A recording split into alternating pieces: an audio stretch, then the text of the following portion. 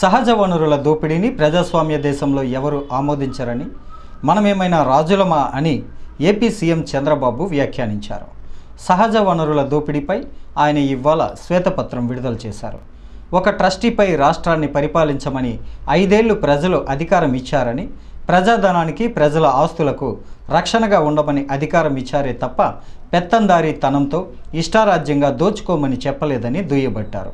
సహజ వనరుల దోపిడీ అనేది అతి ముఖ్యమైన సబ్జెక్ట్ అని, సహజ వనరుల దోపిడీ ఎలా సాగిందో ఈరోజు వివరిస్తానని చంద్రబాబు తెలిపారు. పంచభూతాలను మింగేసే పరిస్థితికి వచ్చారని విమర్శించారు. ఒంగోలు, తిరుపతి, చిత్తూరు ఒక కేస్ స్టడీ అంతవరకే ఇవ్వగలిగాం. అదే మరి కొత్తగా ఒక మెథడ్ ఎస్టాబ్లిష్ చేశారు. హౌస్ సైట్స్ పేరుతో ఎక్కడికక్కడ ఇష్టానుసారంగా అధికార దుర్వినియోగం చేసి ఆ కొండే భూమిని ముందే వీళ్ళు కొంటారు. ఒక స్మాల్ ట్రాన్సాక్షన్ చేస్తారు. ఆ ట్రాన్సాక్షన్ అబ్నార్మల్ గా చేస్తారు. అదే మార్కెట్ రేటుగా చూపిస్తారు. దానికి 2.5 times డబ్బులు ఇస్తారు. అంటే ఇది ఒక పెద్ద ఫ్రాడ్ చేసే పరిస్థితికి వచ్చారు. అవి కూడా ఎక్స్ప్లెయిన్ చేస్తాం కొన్నిటి వరకు. ఇంకొక పక్కన వీళ్ళ ఆఫీసులకి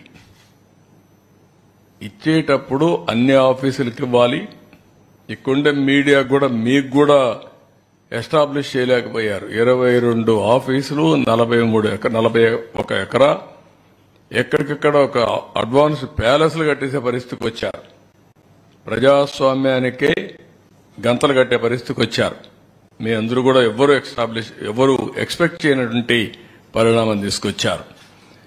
ఇంకొక పక్కన అసైన్మెంట్ ఆఫ్ ల్యాండ్, అనర్హులకి, వీళ్ళ కార్యకర్తలకి, వీళ్ళ ఎమ్మెల్యేలు, వీళ్ళ బినామీలకి ఇష్టానుసారంగా అసైన్మెంట్ ఆఫ్ ల్యాండ్స్ అన్ని ఇన్ఎలిజిబుల్ పర్సన్స్ కి ఇచ్చారు. ఇంకొక పక్కన మీరు చూస్తే అసైన్డ్ ల్యాండ్స్, ఇది చాలా నేరం పిఓటి కింద. అలాంటి భూమిని వేరే వాళ్ళు ముందు కల్టివేట్ చేసుకుని వాళ్ళు రికార్డ్ చేసుకుంటే దాన్ని ఫ్రీ హోల్డ్ చేసి రెగ్యులరైజ్ చేశారు. అంటే ఇది ఎంత ప్రమాదం అంటే అంత ప్రమాదం. అలాంటివి చేశారు. అదే సమయంలో